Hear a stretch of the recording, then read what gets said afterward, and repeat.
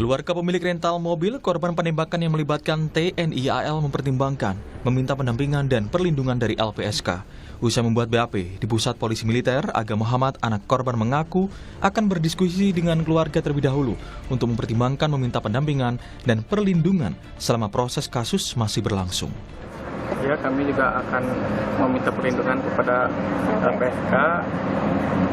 Tadi pun sempat ditawari juga untuk meminta perlindungan ke LPSK seperti itu. Ya, cuman belum ada obrolan. Belum ada obrolan lagi. Nah, mungkin nanti setelah istirahat sampai rumah kita ngobrol kembali dengan keluarga kan. Lembaga Perlindungan Saksi dan Korban LPSK sudah menerima 6 permohonan yang diajukan keluarga korban, salah satunya adalah pendampingan selama menjalani proses hukum dan ganti rugi terhadap korban penembakan di rest area. Ada 6 saksi dan korban penembakan, termasuk salah satu korban selamat berinisial R yang saat ini masih menjalani perawatan di rumah sakit. Kami sudah kontak-kontakan kepada keluarga korban dan korban ya. Nah, keluarga korban ya, terus kemudian mau janjian, cuman keluarga korban menyampaikan akan ke LPSK, cuman karena terhalang ya akhirnya LPSK menjemput bola. Kami pergi ke keluarga korban, menemui keluarga korban, dan sudah ada 6 permohonan yang disampaikan kepada LPSK. Kuasa hukum keluarga korban Willy Cahyadi sempat menegaskan dalam BAP di Puspom AL tidak mempertanyakan adanya pengeroyokan, sehingga pihak keluarga menganggap informasi atau argumentasi soal pengeroyokan adalah isu atau asumsi belaka.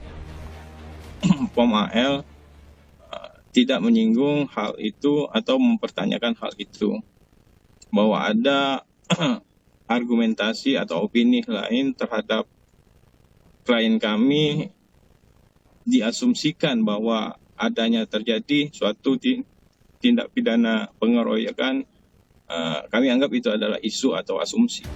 Sebelumnya TNI Angkatan Laut menyebut penembakan yang dilakukan anggota TNI Angkatan Laut di rest area kilometer 45 Tol Tangerang Merak karena pembelaan diri. TNI AL menyebut sebelum menembak, ketiga anggota TNI AL ini dikeroyok sehingga spontan mengeluarkan tembakan hingga menewaskan pemilik rental mobil Ilyas Abdurrahman. Bicara masalah SOP tadi, ya kan. Nah, kalau saya dihadapkan kepada pengeroyokan, berarti kan sebetulnya kan sama-sama nggak tahu siapa yang akan mati, ya kan ya. Nah, jadi kita saja kalau misalkan terdesak ya dikeroyok pasti akan mencari, akan bela diri, ya kan. Akan mencari suatu benda yang mungkin bisa untuk membela diri, mengamankan. Nah, ini mungkin digunakan ada senjata api. Kasus ini masih ditangani Puspom TNI Angkatan Laut. Publik berharap kasus yang menyeret TNI dan terkait Polri ini diusut tuntas hingga korban mendapatkan keadilan. Tim Liputan, Kompas TV.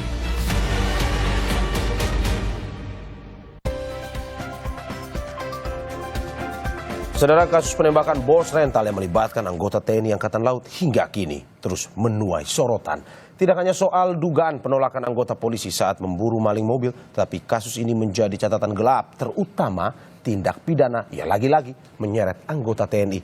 Yang terbaru, LPSK sudah menerima sejumlah permohonan perlindungan dari korban. Selain itu, publik juga berharap kasus ini dikawal hingga tuntas. Pagi ini kita akan bahas dengan sejumlah narasumber. Di antaranya di studio telah hadir penasihat ahli Kapolri Irjen Purnawirawan Arianto Sutadi. Selamat pagi Pak Arianto Sutadi. Selamat pagi Pak Mario. Terima kasih Pak sudah bergabung di Kompas TV pagi ini. Melalui sambungan Zoom ada Wakil Ketua LPSK Susilan Ningtyas. Selamat pagi Mbak Susilan Ningtyas. Selamat pagi Mas Mario. Terima kasih Mbak sudah bergabung di Kompas TV. Dan juga melalui Zoom ada Rizky Agam, putra dari Ilyas Abdurrahman, korban penembakan di Tol Tangerang Merak. Selamat pagi Mas Rizky, terima kasih sudah bergabung.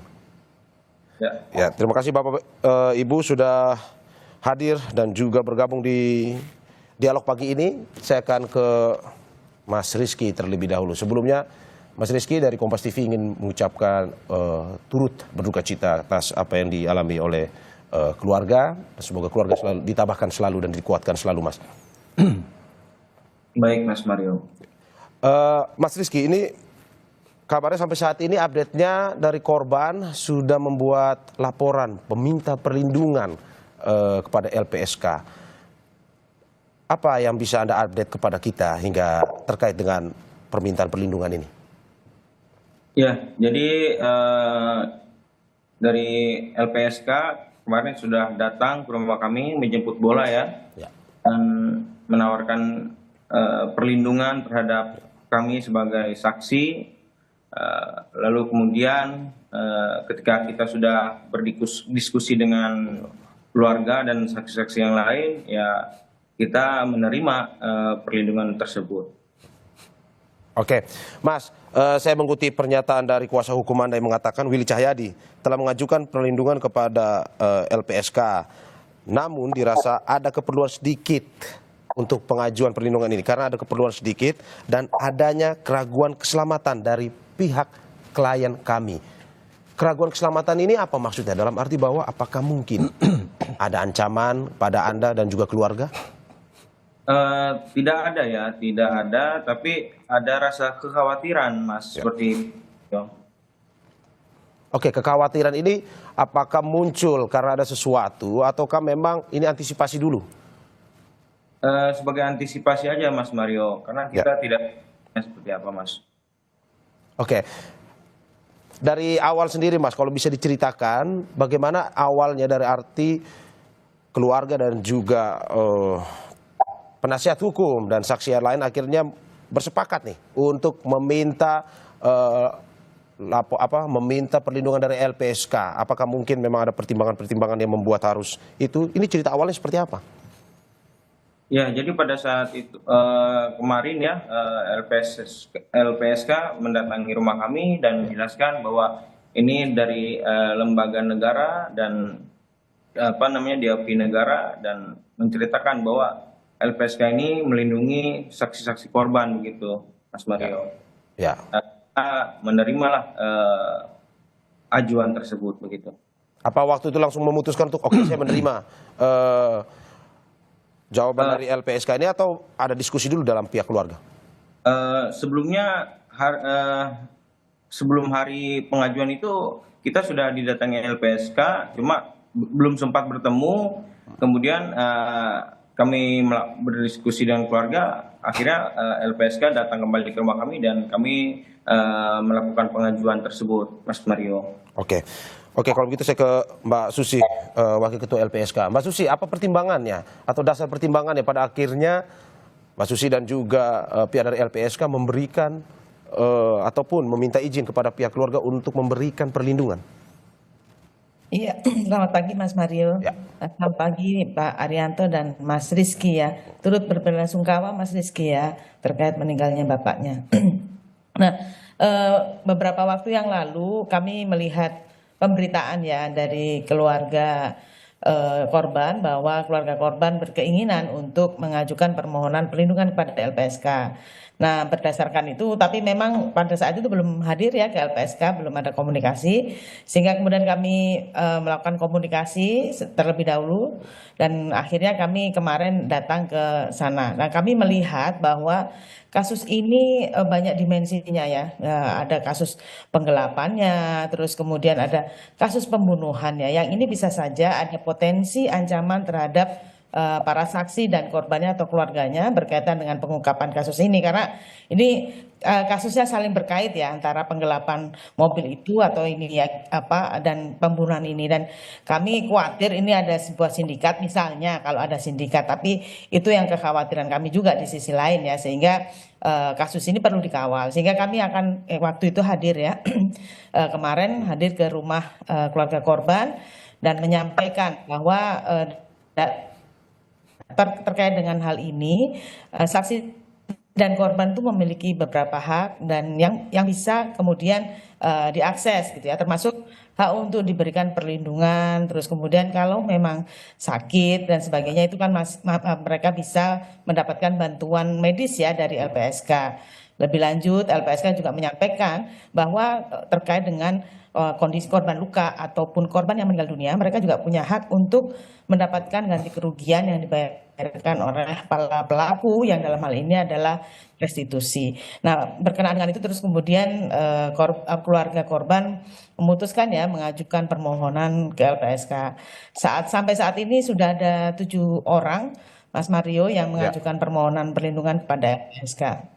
Ya, oke, Mbak, kalau untuk di kasus ini sendiri, Anda tadi mengatakan bahwa ini ya Pada akhirnya LPSK memberikan perlindungan kepada keluarga. Tapi kalau melihat bahwa terkait dengan kasus ini, apakah mungkin pertimbangan LPSK itu melihat ada mungkin saja 1%, 2%, sekecil apapun, ada potensi-potensi yang memang mungkin akhirnya bisa merugikan korban sehingga diberikan perlindungan? Iya, selain tadi saya sampaikan ada haknya, nah ini kami juga memandang bisa saja ada potensi-potensi yang bisa mengancam, kita tidak tahu ya, karena ini kan kemarin kan ada proses yang kemudian melaporkan aparat penegak hukum, karena kemudian aparat penegak hukum tidak bersedia untuk membantu para saksi korban ini dalam mengambil mobil dan sebagainya. Ini kan kami melihat ini ada situasi yang perlu dibuka ya, masalah kasus yang ini secara lebih luas, dan mungkin bisa saja dari kasus ini terbukalah semua kasus ini, dan bisa saja informasi yang disampaikan oleh para saksi dan korban itu bisa kemudian beresiko kepada mereka. Tetapi ini masih penelaahan awal dari LPSK, jadi memang masih belum kami berikan perlindungan, ini masih penelaahan awal. Namun demikian, kalau memang ada ancaman secara faktual kepada para saksi dan korban, bisa kita berikan perlindungan secara darurat. Seperti itu, Mas Mario. Oke, untuk di kasus ini sendiri, Bu, apakah memang hanya kepada keluarga ataupun mungkin juga para saksi yang diberikan perlindungan dari pertimbangan yang dilakukan oleh LPSK sendiri? Ya, jadi dari kasus ini tadi saya sampaikan sudah ada 7 orang. Ya. Nah, ini terdiri dari ada korbannya sendiri, ada yang mengajukan bantuan dan perlindungan, gitu ya. Terus kemudian ada keluarga korban, terus juga ada yang para saksinya. Jadi sudah ada beberapa orang saksi dan korban, termasuk juga keluarga korban yang mewakili korban yang meninggal dunia. Oke, saya ke penasihat ahli Kapolri, Pak Arianto tadi. Pak Arianto, ya. Melihat kasus ini berjalan hingga saat ini, bagaimana atensi Kapolri? Ya, terima kasih pertama kali saya sebelum memberikan komen ya. Saya mengucapkan mohon maaf, melanjutkan Pak Kapolri ya, mohon maaf karena belum bisa memberikan perlindungan yang maksimal kepada masyarakat. Ya. Dan saya kesempatan ini juga menyampaikan juga bela sungkawa pada keluarga yang wafat karena itu. Dan kebanyakan ini kan berita ini adalah ayahnya Pak Fikri itu yang tertembak meninggal kemudian karena polisi dimintai bantuan menolak waktu itu, sehingga semua kan serangannya kepada polisi dan menyalahkan, termasuk saya sendiri. Waduh, saya dibully habis-habisan. Karena padahal tujuan saya adalah ingin menerangkan bahwa ketika para korban itu datang kepada polisi kan beliau minta bantuan pengawalan ya, pengawalan untuk kemudian supaya bisa mengambil kendaraan dari orang yang nyewa itu. Nah, kemudian waktu itu kan karena pagi-pagi malam, sehingga bantuan yang diambil itu yang diminta kan mungkin ya akan menyita kendaraan dan sebagainya. Nah, sehingga dalam prosedur itu polisi pasti akan berikan bantuannya, mesti dilihat dulu. Kalau untuk upaya paksa dia harus punya bukti yang kuat untuk melakukan penindakan hukum itu. Nah, makanya itu dia minta. Tapi kemudian kan yang terjadi tidak begitu ya. Oke lah, itu risiko daripada polisi ya Pak. Ya, dia bekerja dengan baik belum tentu disanjung, bekerja dengan apalagi yang ini. Tapi dalam kasus ini Bapak Kapolri sudah menyatakan, menurut hemat saya, beliau betul-betul sangat cepat tindakannya. Yang pertama kali kemarin buktinya si Kapolsek itu kan kemudian sudah dimutasi Pak. Dimutasinya di Yanma, berarti dia proses pemeriksaan ya? Iya, untuk proses pemeriksaan. Intinya adalah bahwa Pak Kapolri untuk menuntaskan kasus ini kan sekarang perkaranya kan apa? Satu, perkara pembunuhan oleh anggota TNI. Berarti itu yang akan menyelesaikan kasusnya itu adalah nanti dari POM. Nah, kemudian yang kedua, apakah Pak Kapolsek itu membiarkan orang sehingga terjadi satu kecelakaan itu gitu kan? Makanya ini Polseknya juga harus diperiksa sekarang ini. Jadi semua tugas yang itu akan diperiksa. Jadi intinya apa ya, dengan kejadian apapun yang terjadi yang itu masuk dalam ranah polisi, Bapak Kapolri sebetulnya sudah menegaskan sesuai dengan presisi yang dijanjikan itu ya. Dia sudah maksimal ingin memberikan pelayanan yang terbaik dan penegakan hukum yang profesional gitu. Tetapi dinamika yang terjadi di lapangan itu kadang-kadang kita memang dihadapkan pada pilihan yang sulit. Seperti kemarin itu, ketika mau memberikan pelayanan itu, kalau dari tugas pokok polisi sebagai pelayan masyarakat, dia harus mendahulukan dengan risiko apapun kan gitu kan. Harusnya. Kalau ditinjau dari segi pelayanan. Oke. Ya, tapi pelayanan yang mana dulu? Ya. Gitu harus dilihat. Kalau pelayanannya itu berupa harus merampas barang, itu kan berarti sudah bukan pelayanan, tapi itu termasuk dalam penegakan hukum ya.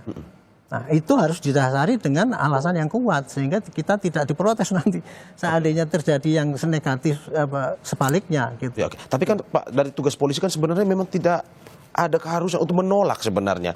Maksudnya dalam arti bahwa polisi perlu mendalami kasus tersebut bukan langsung menolak. Ini tanggapan Anda seperti apa? Kemarin disebutkan dengan menolak gitu lah. Tapi sebetulnya yang terjadi bukan menolak, Pak. Begini, polisi didatangi orang minta bantuan, Pak tolong saya diantar untuk ngambil mobil saya. Kan gitu kan. Nah, kan polisi harus membantu dong. Ya, betul. Tapi membantu apa? Itu kan membantu mengambil mobil gitu kan. Betul. Nah, terus kemudian kalau membantu mengambil mobil berarti itu harus seakan-akan namanya penyitaan kan.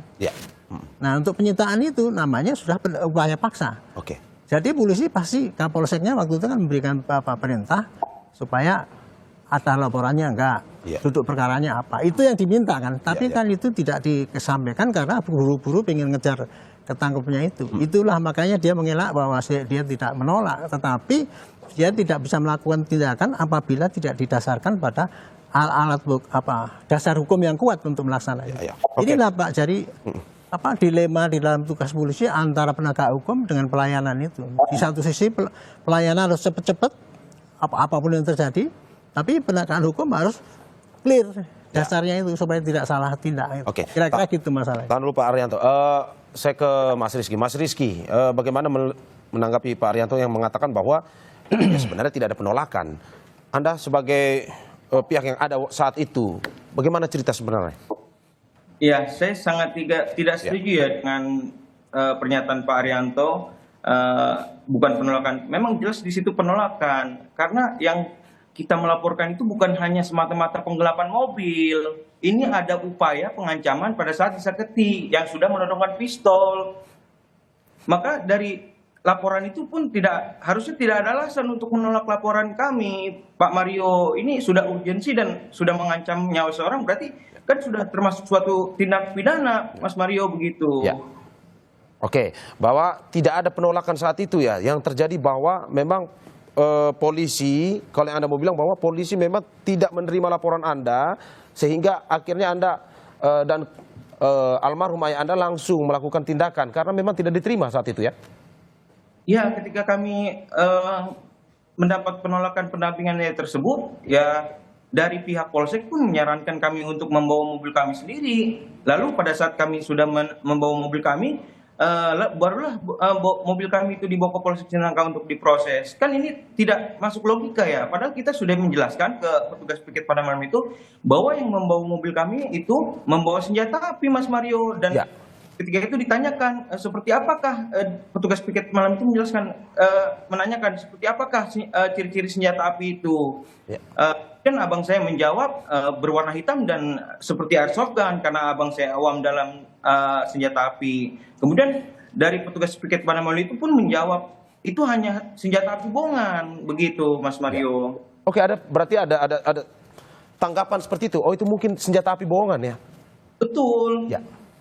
Apakah sebenarnya boleh Pak Arianto dalam arti bahwa ini polisi belum mengecek langsung, tetapi langsung memberikan tanggapan, ini senjata api bohongan nih, sehingga akhirnya tidak memberikan perlindungan kepada... Saya tidak bisa mengatakan itu polisi boleh apa tidak ya. Saya sendiri tidak tahu bagaimana yang terjadi di waktu itu ya. Saya hanya membayangkan, saya dulu juga pernah jadi prajurit yang di lapangan. Karena saya jadi polisi bukan langsung jadi pimpinan, jadi jenderal enggak. Saya dulu dari prajurit Pak. Dan sering sekali menghadapi apa-apa yang terjadi di lapangan itu seperti itu. Jadi kalau polisi kemudian tadi mengatakan wah itu seakan-akan menolak ya, saya nggak mau ambil sendiri itu. Kalau polisi itu ya dilapori seperti itu kemudian dia menolak tanpa pertimbangan situasi pada saat itu memang polisi jelek, salah. Tetapi kalau dia mempunyai pertimbangan yang masuk akal, itu ya tidak bisa dipersalahkan. Makanya itu kan kemarin ya saya mengatakan bahwa kepada polisi yang di Polsek itu pasti harus diperiksa apakah dia itu lalai, apakah dia sengaja menolak apakah dia ada alasan untuk dia tidak bisa melakukan tindakan itu. Ya. Itulah yang harus dikaji berikutnya. Oke, Pak, pertimbangan masuk akal seperti apa yang misalkan ada laporan seperti yang dilakukan oleh Mas Rizky dan keluarga ini. Misalkan laporan seperti itu mengatakan ini saya diancam, mau ditembak, sehingga akhirnya polisi bisa melakukan penolakan. Ini pertimbangan seperti apa yang? Sekali lagi saya nggak bisa menerangkan ya. Ya. Jadi itu mungkin yang bisa menerangkan kepada menerangkan kepada masyarakat itu mungkin Propam yang melihat menanyakan kepada petugas polisi ataupun Kapolsek yang diwawancari oleh Propam. Ya. Gitu. Jadi saya kira itu. Kalau saya mengatakan pertimbangannya misalkan seperti itu, nanti saya salah lagi di bidang saya kemarin kan saya sudah dibully karena polisi kalau nggak berani ditembak ya jangan jadi polisi kan gitu. Padahal saya kan tidak, maksudnya akan menerangkan bukan begitu. Oke, ini mau klarifikasi pernyataan Anda yang mengatakan bahwa jika polisi ditembak, siapa yang salah? Tapi kan ini sebenarnya memang tugas polisi kan, Pak, dalam arti bahwa itu. Saya kan kemarin itu kata-kata saya itu dipotong, Pak. Saya kan pada presentasi saya mengatakan, in case ya, seandainya kemarin yang terjadi adalah polisi yang tertembak, siapa yang salah? Kan pasti Kapolseknya dong. Saya bilang itu. Itulah sebabnya maka saya lihat Kapolsek itu tidak sembarangan berani merintahkan anggotanya untuk berangkat ke sana. Nanti kalau polisinya tembak, dia pasti disalahkan kan. Betul. Itu Pak. Jadi bukannya berarti kalau polisi nggak takut ditembak ya jangan jadi polisi. Kan akhirnya gitu. Saya itu hanya salah pengertian aja karena kata-kata saya itu dipotong. Oke. Gitu. Anda mau mengatakan bahwa Anda tidak sepenuhnya membela polisi dalam kasus ini? Justru saya dari awal ya sebagai penasihat ahli Kapolri, kalau ada polisi yang tidak benarnya, pasti saya katakan tidak benar. Ya. Kalau polisi yang sengaja jahat, pasti saya katakan jahat. Contoh kemarin tuh, yang polisi yang meras 40 warga Malaysia itu. Saya sarankan saya pecat Pak, nggak usah diproses, saya bilang gitu. Pak Sambo dulu gitu. Tapi kalau ada polisi yang tidak salah, itu jangan dibully. Kemudian kalau ada polisi yang dianggap salah, cek dulu itu kesalahannya itu apakah kesalahannya itu karena kelalaian, atau karena ketidaktahuan, atau karena kesengajaan. Itu harus hukumnya beda-beda kan Pak. Jadi saya sama sekali tidak membela polisi itu yang kemarin di lapangan itu benar apa salah. Enggak, saya enggak membela. Saya hanya menerangkan kira-kira ya. Analisis dia itu ngambil keputusan itu kayak gitu. Tapi dengan melihat bahwa ini sudah ada mutasi dan segala macam, menurut Anda, apakah memang potensi besar bahwa ini sebenarnya ini polisi yang berada di lapangan di Polsek Cinangka itu memang bersalah sebenarnya? Iya, mengatakan polisi salah atau tidak itu Pak, harus dicek dulu apa yang terjadi sehingga nanti akan dipertimbangkan. Oh ya memang ini lalai atau memang penakut atau ini memang sengaja tidak mau bekerja. Atau dia memang masuk akal punya alasan. Disitulah perlu Pak itu penjelasan ya. Dan saya harapkan polisi nanti bisa menjelaskan pada masyarakat yang terjadi di lapangan itu adalah seperti itu gitu. Sehingga tidak menimbulkan itu tadi seakan-akan saya di sini tampil sebagai polisi salah dibelain sebenarnya sama sekali tidak. Buat apa saya? Nggak ada niat apa-apa lagi bagi saya. Saya hanya ingin bangkitkan pengalaman saya untuk memberikan penjelasan kepada masyarakat dari perspektif polisi. Itulah kira-kira yang begitu Pak. Polisi berbuat begitu, ini salah atau tidak, itulah supaya kita tidak main cap. Itu salah, kemudian atau yang benar dilindungi dan sebagainya. Sama sekali tidak terpikir dalam pikiran saya. Oke Pak. Saya mau ke Mas Agam terkait dengan Mas Agam pada tanggal 7 Januari kemarin Mas Rizky bersama saudaranya itu sempat menangis karena dan mengatakan bahwa ini ada keadilan yang susah dicari di negara ini. Tapi sebelum saya meminta tanggapan Anda, kita ke jeda usai berikut.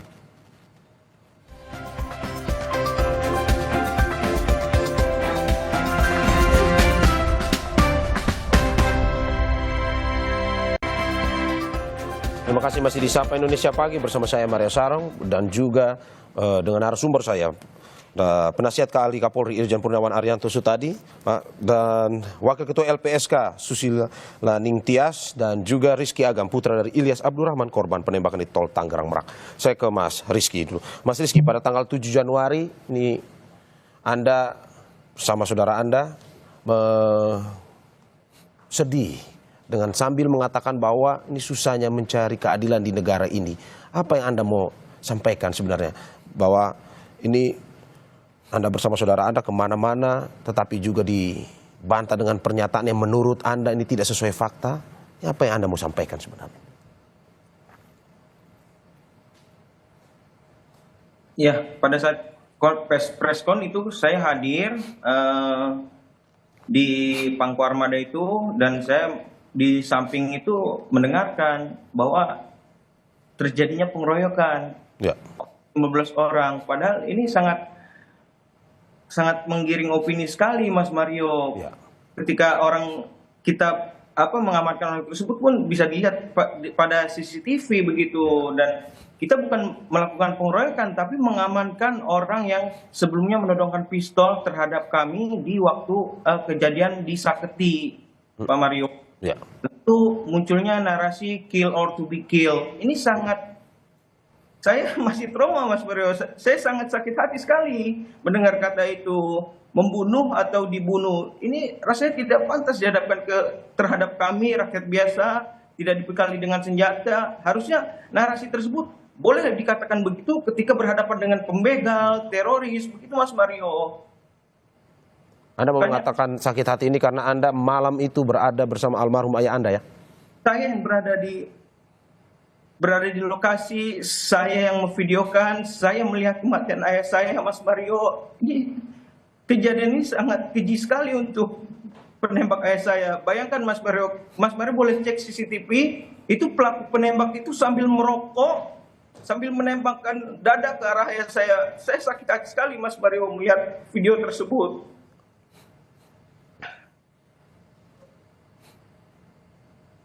Karena waktu itu abang saya susah sekali mencari keadilan begitu, Mas Mario. Ya, karena Anda melihat langsung, Anda merasa bahwa ini tidak sesuai fakta, Anda ada bersama abang Anda, saudara Anda, pada akhirnya merasa bahwa perlawanan terhadap Anda atas apa yang Anda lihat pada malam hari itu tidak sesuai dengan kenyataan yang Anda saksikan. Apalagi Anda menceritakan bahwa Anda menemani almarhum ayah Anda. Sangat tidak sesuai, Mas Mario. Bahkan pada saat preskon itu ada satu fakta kunci yang tidak dijelaskan, yaitu penodongan senjata api waktu di awal di Saketi Pandeglang, Mas Mario. Itu yang dihilangkan begitu saja. Sebabnya ada terjadinya penembakan di rest area kejadian peristiwa itu kan waktu sebelumnya dia sudah menodongkan pistol terlebih dahulu, Mas Mario, di Saketi begitu. Oke. Mas, pada akhirnya Anda juga sempat menyebutkan ada meminta bantuan Presiden Prabowo Subianto. Menurut Anda apakah memang hingga saat ini Anda sudah tak ada harapan lagi dengan aparat ataupun dengan pihak yang berwenang yang mengurus kasus Anda? Anda merasa bahwa satu-satunya orang yang bisa dimintai bantuan adalah sebenarnya Presiden Prabowo? Ya, kami meminta ke Presiden langsung agar mendapatkan atensi untuk keadilan ayah saya, Pak Mario, begitu. Ya. Oke, saya ke LPSK. Bu Susi, ini melihat kasus seperti ini perlindungan seperti apa yang mungkin bisa diberikan kepada korban dan juga saksi? Yang pasti pertama kan pendampingan ya dalam semua proses peradilan pidana. Misalnya dari pemeriksaan di proses penyidikan sampai kemudian memberikan keterangan di persidangan. Termasuk juga kalau memang ada potensi ancaman, nanti kami akan melakukan telah lebih lanjut ya. Nah itu memang bisa kita berikan pendampingan secara fisik ya, perlindungan secara fisik maksud saya. Nah itu bisa kita kawal dan sebagainya ya, nanti lihat perkembangan juga ini berkaitan dengan kasus ini. Yang kedua, berkaitan dengan keluarga ya, ada juga korban ya. Korban ini kan masih membutuhkan pengobatan kan, ada korban yang luka, nah itu bisa diberikan bantuan medis. Termasuk juga untuk keluarga yang masih mengalami trauma dan sebagainya, termasuk juga ini ya korban yang masih mengalami trauma ini bisa kami berikan bantuan psikologis gitu ya. Nah, tetapi untuk ke sana memang kami masih memerlukan pemeriksaan dan asesmen yang dilakukan oleh psikologi gitu, atau dilakukan oleh psikolog. Oke, Mbak Susi, Anda Tadi kalau kita melihat, mendengar pernyataan dari Mas Rizky mengatakan bahwa LPSK sendiri yang mendatangi kediaman dari keluarga. Ini apa yang membuat pada akhirnya LPSK ini datang ke kediaman keluarga? Apakah mungkin melihat bahwa ada kejanggalan atau ketidakadilan yang mungkin didapatkan oleh pihak korban? Ya, potensi itu bisa saja terjadi ya. Nah, kami melihat bahwa kasus ini ada bisa saja ada potensi ancaman, bisa saja peradilan pidananya, potensi untuk peradilan pidananya juga tidak terbuka misalnya gitu ya, tidak adil gitu ya. Kami sih berharap proses peradilan pidana yang berjalan ini akan adil ya bagi korban, bagi keluarganya dan bagi para saksi gitu ya. Jadi itu yang kami melihat. Terus yang kedua juga mereka ini punya hak ya, para saksi, para korban, para keluarga ini juga punya hak yang mungkin bisa diakses dan bisa diberikan oleh LPSK kepada mereka. Sehingga dengan diberikannya perlindungan, mereka ini akan mengungkap kejahatan ini dengan secara lebih nyaman, lebih aman, sehingga kasus ini terbuka dengan terang benderang gitu ya. Jadi tidak lagi karena tidak ada kehadiran saksi dan korban untuk speak up di pengadilan atau di pemeriksaan penyidikan, itu kemudian tidak terang. Nah, dengan perlindungan LPSK harapannya kasus ini jauh lebih terang dan bisa membuka problem terbesar dari soal penggelapan mobil itu ya, misalnya kan nih kalau tidak salah ada mobil bodong dan sebagainya. Ini kan bagaimana sih situasinya gitu loh. Terus yang kedua termasuk juga kasus pembunuhannya. Tadi kan ada simpang siur bahkan yang disampaikan oleh Mas Rizky berkaitan dengan pengeroyokan saja. Ini kan kami memandang ternyata nggak ada pengeroyokan. Nah, ini dengan diberikannya perlindungan pada LPSK, harapannya sefakta yang ada, yang nyata terjadi itu memang terbuka dengan benar gitu. Oke, kalau dari LPSK sendiri melihat dari pernyataan yang disampaikan oleh pihak korban dan juga keluarga dengan membandingkan dengan pernyataan yang disampaikan oleh kemarin TNI AL ataupun dari pihak kepolisian, apakah LPSK sendiri melihat ada kejanggalan ataupun memang ada sesuatu yang ini tidak sesuai fakta sebenarnya? Ya, yang pasti tadi pernyataan dari Mas Rizky dan para saksi yang sudah berkomunikasi dengan LPSK sama gitu ya. Terus kemudian ini didukung juga dengan CCTV yang ada gitu. Jadi nanti biar pengadilan yang akan membuktikan gitu ya pernyataan mana yang benar, karena pernyataan dari para saksi, para keluarga korban itu sesuai dengan CCTV yang ada. Tapi namun demikian ini perlu dibuktikan lagi ya dengan di pengadilan dan sebagainya gitu. Oke, saya ke Pak Arianto tadi. Pak Arianto, bagaimana melihat ini cerita seperti dari Pak Mas Rizky sendiri yang mengatakan bahwa ya saya berada di tempat kejadian saat itu, bahwa cerita yang disampaikan oleh Mas Rizky dan keluarga ini tidak sesuai dengan ini pernyataan yang disampaikan kemarin ada TNI AL pun juga dari pihak kepolisian. Saya bisa membaca ya betapa sangat sakitnya Pak Rizky itu ya. Sudah kehilangan orang tuanya, ditembak dengan senjata api, kemudian dia malah dituduh itu karena dikeroyok kan yang nembak itu. Ya, makanya itu saya bilang keadilan yang dituntut oleh Pak Rizky itu pasti dia ingin menuntut keadilan, yaitu siapa saja yang ikut terlibat sehingga meninggalnya ayahnya itu kan. Siapa yang menembak itu harus dihukum dengan ininya. Polisi yang membiarkan sehingga ayahnya tidak terlindungi juga harus diadili dan sebagainya.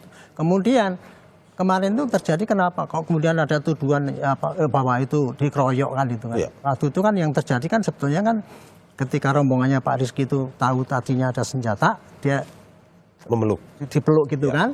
Tapi ternyata yang membawa senjata orang lain kan menembak kayak gitu. Itu yang terjadi kayak gitu. Jadi saya pikir ya ini kuncinya adalah tinggal tolong ini kasus ini dibuka lebar-lebar yang terjadi di lapangan apa gitu.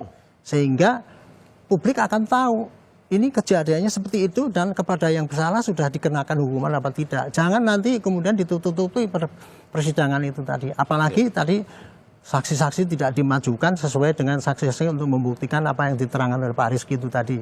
Itu pesan saya pada LPSK Ibu, tolong kawal kasus ini, jangan sampai nanti Pak Rizky ini dirugikan. Haknya dia untuk menyampaikan informasi bahwa mereka itu benar ya, mereka itu korban, itu jangan sampai nanti disaring sehingga di pengadilan tidak muncul. Nanti itu haknya tidak keadilan nggak akan sampai tercapai. Biasanya yang saya sering lihat kayak gini itu di dalam persidangan itu penyidik ataupun penyidik polisi ataupun penyidik TNI militer, kebanyakan dia pasti akan menutupi aib institusinya kan gitu. Sehingga dia akan menutupi dengan cara yang wajar ataupun kemudian menghilangkan keterangan-keterangan yang sengaja sehingga tidak bisa membuka apa yang terjadi. Itu pesan saya gitu. Jadi ini ya, keadilan yang dituntut oleh Pak Rizky ini adalah siapa yang mengakibatkan ayahnya wafat itu harus diproses sesuai dengan bobot kesalahan yang dilakukan oleh mereka. Dalam hal ini saya juga ingin menyampaikan ya, Pak Kapolri di dalam presisinya itu mengatakan sebagai menjadi polisi yang humanis, penegak hukum yang berkeadilan. Dia pakai semangat itu. Ya, jadi semangat itu sudah ada di polisi ya, walaupun prakteknya di lapangan masih beda-beda kan gitu penafsirannya gitu. Tapi intinya dari kasus ini saya menurut hemat saya inilah contoh satu kasus ya, bahwa apa yang terjadi di lapangan itu memang sangat rumit untuk polisi itu. Antara tugas melayani dengan cepat dan tugas penegakan hukum yang harus profesional. Dan kemudian antara kepentingan melindungi masyarakat dari suatu ancaman atau kepentingan melindungi anak buah yang supaya selamat di dalam tugas. Itu sama juga semua yang harus diperhitungkan oleh seorang komandan. Tapi saya senang ya karena apa? Kepada polisi yang terlibat di situ dalam tanda petik ya, dari Kapolsek itu semua sekarang sudah diperiksa untuk dicari apakah dia salah apa tidak, dan kemudian dari POM juga sudah langsung Pak Panglima TNI langsung sudah saya tangkap dan akan diproses gitu kan. Itu artinya adalah suatu tanggung jawab pimpinan masing-masing untuk memproses ini dengan seterang-terangnya. Mudah-mudahan ini kasus ini akan dikawal dan akan terang benderang apa yang terjadi, dan kemudian kita tidak saling salah menyalahkan seakan-akan yang salah kok dilindungi oleh atasannya oleh institusinya dan sebagainya. Dan dari Polri sendiri melihat bahwa ini ada kekecewaan atas pernyataan dari pihak polisian kepada ya pasti keluarga. Kalau umumnya ya Pak ya, netizen itu sekarang kecewa karena dianggap polisi kan sudah terlalu jelek ya citranya gitu ya, sehingga setiap ada polisi yang dituduh jelek dan kemudian kita menjelaskan bahwa ini kejelekannya seperti ini, apakah itu betul-betul jelek apa tidak atau karena kelalaiannya, itu nggak akan diterima. Itu udah risiko daripada tugas polisi itu dari dulu. Bukan sekarang aja Pak, dari dulu kayak gitu. Tapi intinya di dalam medsos yang sekarang ini begitu dahsyat ya, intinya adalah kita harus memberikan penjelasan kepada masyarakat itu yang sebetulnya terjadi. Jangan yang keluar itu adalah yang cuman buzzer yang hanya untuk membuli, untuk ini menyesatkan masyarakat, kan kasihan Pak itu rakyatnya. Oke. Pak. Saya ke Mas Rizky. Mas Rizky, kemarin Anda sempat diperiksa di Puspomal. Ini katanya Anda ini bertemu atau tidak dengan 3 tersangka dari TNI AL tersebut? Ya, jadi pada saat saya diperiksa di Puspomal, ya kami hanya diberi foto dan pelaku sudah ditahan begitu, tidak ditemukan, hanya dikasih foto saja begitu Mas Mario. Oh, tidak dikonfrontasi langsung atau tidak bertemu langsung saat itu ya dengan para tersangka nih? Langsung. Oke. Apa waktu itu yang disampaikan oleh pihak Puspomal terkait dengan kasus ini pada Anda dan keluarga? Ya, kami di Puspomal juga disumpah terlebih dahulu ya sesuai agamanya. Jadi memberikan kesaksian yang sebenar-benarnya dan tidak ada yang ditutupi begitu Mas Mario. Oke, ada pembicaraan terkait sanksi dalam arti bahwa yang akan diberikan oleh Puspomal kepada 3 orang tersebut? Saya belum mengetahui ya, hanya menjelaskan kejadian ceritanya seperti apa begitu, dan dari pihak Puspomal pun menyarankan agar kita bersama-sama mengawal kasus ini begitu. Oke, berarti tidak terlalu detail ya terkait dengan pembicaraan mengenai sanksi kepada 3 orang tersebut ya Mas? Tidak. Oke. Saya ke Bu Susi. Bu Susi, terakhir ini bagaimana melihat bahwa ini perlindungan korban perlu dikedepankan, tapi juga keadilan ini perlu menjadi sesuatu yang prioritas. Ini LPSK sendiri melihat bagaimana? Iya, Terutama di kasus ini, Bu. Iya. dalam kasus ini ya memang keadilan satu menemukan bagi saksi dan korban ya. Ini menemukan kebenaran fakta yang mereka ketahui. Ini salah satu hal yang mereka inginkan, yang mereka butuhkan. Ini yang itu adalah adil bagi mereka. Yang kedua adalah proses hukum itu sendiri gitu, bagaimana kemudian proses hukum ini berjalan dengan fairness gitu ya. Terus kemudian bagaimana proses hukum ini kemudian menjerat para pelakunya dengan tindak pidana yang dengan pidana yang sesuai gitu ya. Terus yang berikutnya adalah ini ya, kasus ini kan menurut saya tidak hanya pembunuhan ya, tapi ada kasus penggelapan. Yang ini melibatkan aparat gitu ya. Yang ini apakah ada sindikat dan sebagainya, ini saya kok melihat ini perlu juga gitu ya dibuka gitu ya, jangan sampai ini kejadian lagi di masa mendatang gitu ya, ada sindikat jual beli mobil bodong dan sebagainya, ini terus kemudian berkembang gitu, jangan sampai ini aparat penegak hukum, aparat keamanan ini juga melakukan hal seperti ini gitu kan, ini kan nggak benar. Terus yang berikutnya adalah berkaitan dengan hak-hak saksi dan korban yang itu perlu diberikan oleh negara. Seperti itu. Oke, saya terakhir ke Pak Arianto. Pak Arianto, ini terkait dengan citra Polri ke depan, terkait ini terutama juga dengan kasus ini maupun kasus-kasus lainnya. Bagaimana pada akhirnya Polri lebih optimal dalam menjalankan, terutama dalam memberikan rasa aman kepada masyarakat. Atau mungkin juga ingin menyampaikan kepada Mas Rizky bahwa ya Kapolri sendiri sudah memberikan atensi langsung terkait dengan kasus. Terima kasih nih Pak Kompas memberikan kesempatan pada saya untuk menyampaikan isi hati ya itu. Saya sekali lagi mengucapkan mohon maaf kalau polisi selama ini tidak bisa memberikan pelayanan yang baik. Kita akui ya, kita sudah berusaha, tapi masih banyak sekali kekurangan di lapangan. Dan kepada Mas Rizky, saya betul-betul ikut berbelasungkawa ya, tapi kemudian makanya untuk membalas kekeliruan kami itu, maka kami akan memproses ini seterang-terangnya. Itu tadi seperti tadi diingatkan oleh Ibu dari LPSK itu, saya terima kasih bahwa kasus ini yang terjadi bukan hanya kasus penembakan kemudian penolakan laporan, tapi juga ada kasus penggelapan barang itu dan itu sudah merupakan sindikat. Ini yang harusnya diungkap juga gitu.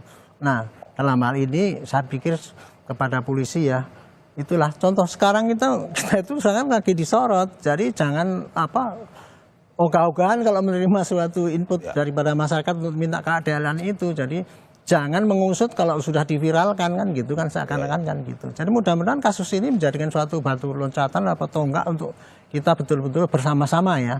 Jadi untuk memperbaiki citra polisi, memperbaiki citra hukum kita di Indonesia ini, itu harus semuanya bergerak, tidak hanya polisi doang yang suruh kerja, tapi masyarakat yang memberikan sorotan itu tajam sekali, nggak apa-apa. Pak Kapolri senang kalau dikritik ya, bukan basa-basi gitu. Hanya dengan kayak gitu kita akan mencapai perubahan yang baik ya. Kalau kita itu semua cuman kesalahan dibiarkan gitu, kemudian tidak dikritisi, ya itu namanya nggak akan ada perbaikan. Ya ini saya terima kasih lah, mudah-mudahan ini ke depan ini semua bisa pencerahan dan kemudian jelas apa yang terjadi, dan yang tidak adil bisa segera ditegakkan lagi keadilan menurut kacamata. Mas Rizky, singkat saja terakhir ingin menyampaikan sesuatu kepada Pak Kapolri lewat Pak Arianto. Ya, saya memohon ya untuk mengawali dan menangani kasus ayah saya dan pelaku ini dapat hukuman yang seberat-beratnya begitu, karena sudah menghilangkan nyawa ayah saya gitu. Sekali lagi kita turut berduka atas apa yang menimpa Anda dan keluarga. Semoga keluarga ditabakan selalu, dan terima kasih pada narasumber Penasihat Ahli Kapolri Irjen Purnawirawan Arianto Sutadi. Terima kasih Pak. Terima kasih. Juga Wakil Ketua LPSK Susila Ningtyas. Terima kasih Ibu, dan juga terima kasih kepada Mas Rizky Agam, putra dari Ilyas Abdurrahman, korban penembakan di Tol Tanggerang Merak. Semoga sehat selalu semua Bapak Ibu. Ya, terima kasih.